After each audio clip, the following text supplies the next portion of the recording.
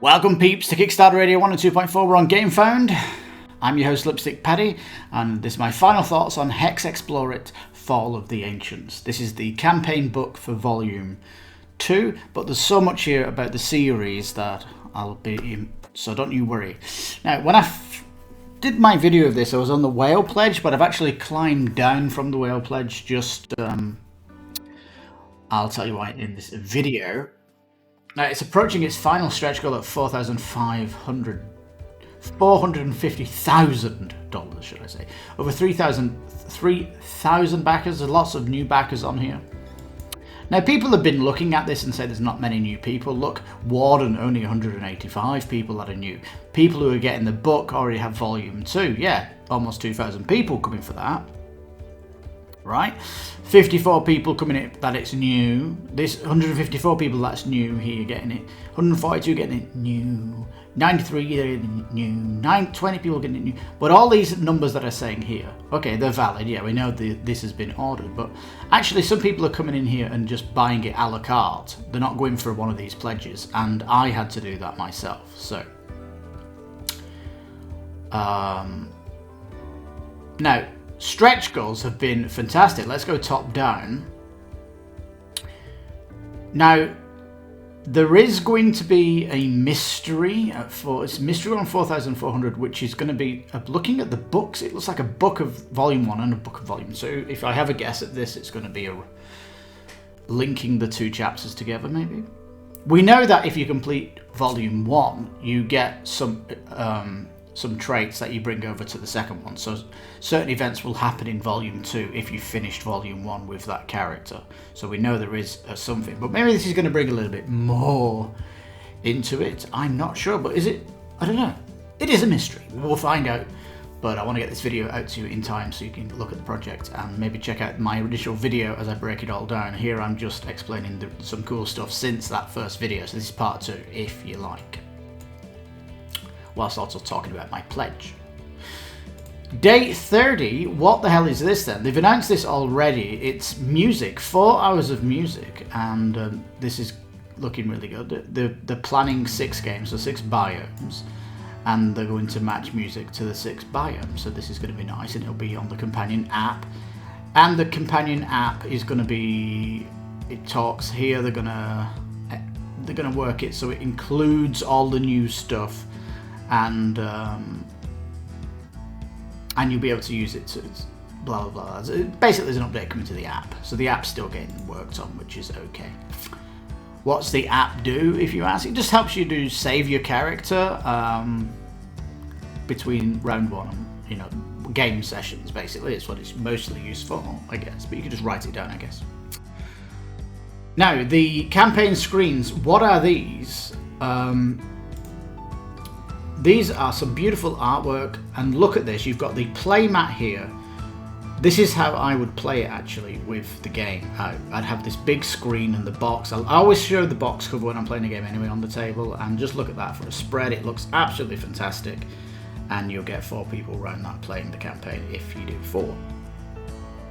Anyway, that looks absolutely phenomenal, and there's also one for, look at that setup, for volume 2. That looks amazing. These mats basically are for the campaigns. Yeah, because the map are static in the campaigns. When you play open world, the map is randomized. That's what makes the open world fun. They brought these enhancements out, which are colourful pads to log your hero throughout the campaign. At present, in the volume 1 book, you've got to kind of photocopy, or you can go to the main website and you can download these to print off, but they're most likely going to be in colour, aren't they? But here they're giving you 50 of them. They're going to be double-sided. It's got an interesting card stock as well that they're using on it. And this gives you that more pen and paper feel, so it's edging towards more roleplay than board gaming, and I'm okay with that anyway, because in the main game you've got dry eraser boards, and this is very, very good for writing things down. You're going to be using a pencil anyway. If there's anything missing, it's just a pencil with a brand on it. So yeah, everything else is, the boss standee packs, we've got these for Volume 1 and Volume 2 now in the campaign, so these will walk around, and you can use these in the main game, in the open world, so that's absolutely fantastic as well. And we're getting all of the cards with no art getting absolutely redone for Volume 1 and Volume 2, so that is wonderful. These are the playmats, absolutely beautiful. This enhances the main game anyway, because it actually puts names of towns and things on the map, so it makes them have a bit more lore. So they're really cool. Now, so I've instead of going for the full pledge, I've basically gone for the full pledge of Volume 1 and Volume 2 because they are getting completely redone. And they're getting mats, campaign screens, hero sheets. Volumes 3 and 4, this is going to get this treatment when the campaigns are done. But I will buy Volume 3 and Volume 4, I think, when the campaigns come out, and I can get a mat for them, campaign screen, hero sheets, and all that good stuff. And Volume 3 and 4, the power-up cards are still not got art on them, but these have been done with art, and they look so much better, don't they? So really, the most up-to-date game now is going to be Volume 1 and Volume 2, and 3 and 4 are lacking behind in updates, so that is why I've just gone for all in on the Volume 1, Volume 2. Volume 3, yeah, I'll come back to you when your campaign is there, and like I say, everything else is updated. Same with 4. And so I think I'm going to come in here and do it with... I'm going to buy it when it has the campaign, essentially. So yeah, I will get the 6 volumes when the campaigns come, and I'll buy it with the campaign, because that way, when I get it, I can jump into the campaigns. And in me, I love campaigns. I like the open world nature of the game, but I want to play the campaign when I get them, because the campaigns are supposed to be fantastic. The open world bit is also really good, but I'm going to play Volume 1 because that's the simplest of it to get into the system, and then do the campaign, and then I'll play the open world Volume 2 and then do the campaign of it. So that's kind of where it is, and I'll do it like that. I'll collect it as the campaigns come. That's what I'm doing and recommending, and that's bringing my pledge down, because all of these things that I've been unlocking was putting the pledge over $600. And it got me up into the next shipping tier, which meant the shipping was more expensive. So I thought it'd be better usage just bringing down the pledge and going in all in on Volumes 1 and Volumes 2, because like I said, they are the most complete now. All of the cards have art on them. They've got boss standees walking around. They've got, like the, just go to the add-ons.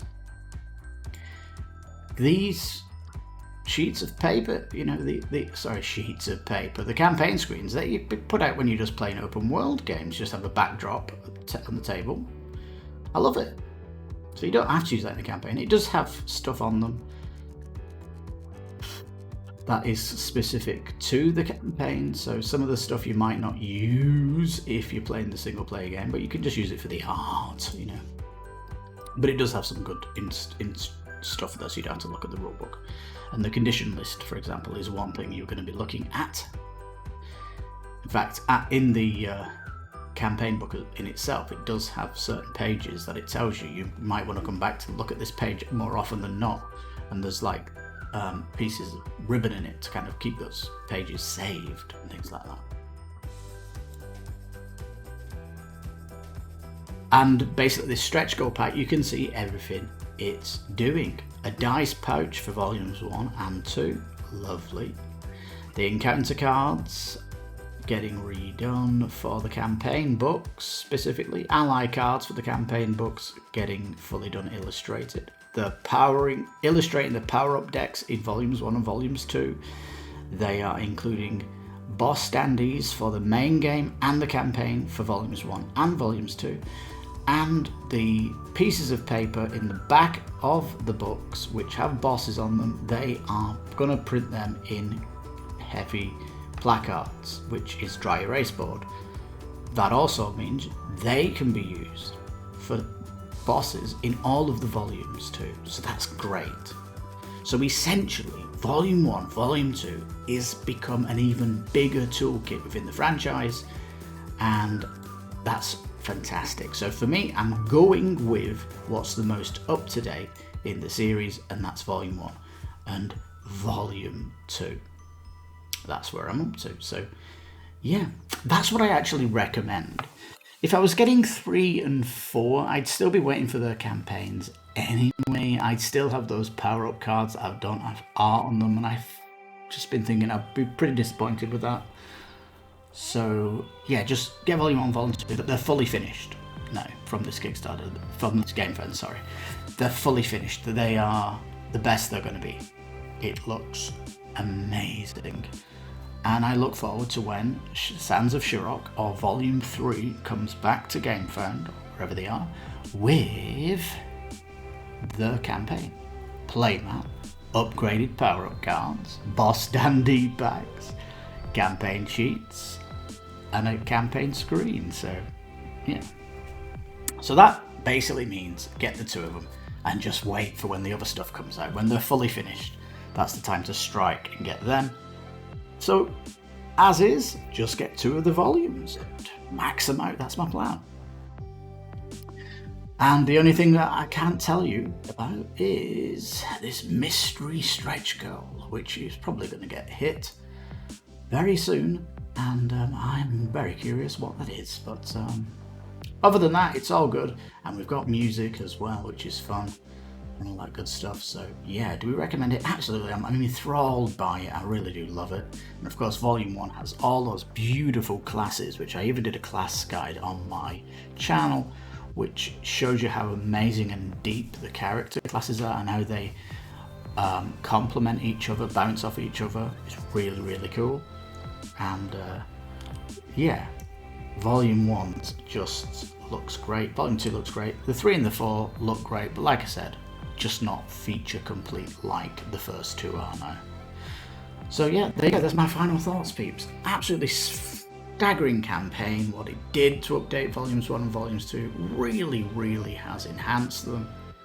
It's got them to where the developers want them to be now, and I think that they are, like I say, feature complete pending the stretch goal. We're at 441. How big is it? It's already been hit. Did it just unlock? But they've not told us what it is yet. Ooh. Alright. It has been unlocked, but we don't know what it is. That's the last stretch goal gone then. Right, okay. And there's no update on that that would have come out. No, the secret one, the update 18.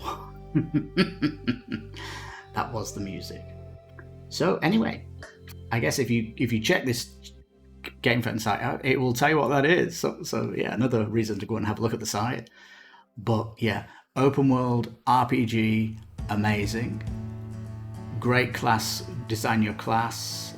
Great to upgrade your character through the game. Lots of stories, so much replayability, a great toolkit from each volume that interconnects with each one to add more gameplay, deeper gameplay features. Absolutely amazing. And with these 500-page campaign books, with adding more lore and theme to the volumes, it's just a staggering achievement what the HEXplorit team have done here, and I cannot recommend it highly. And I can't wait to get this in my collection. So there it is, peeps. Thank you so much for watching. I hope you've enjoyed this video. Please give it a thumbs up. My name is Lipstickpaddy. This is Kickstarter Radio 102.4. You take care, stay safe, and bye-bye for now.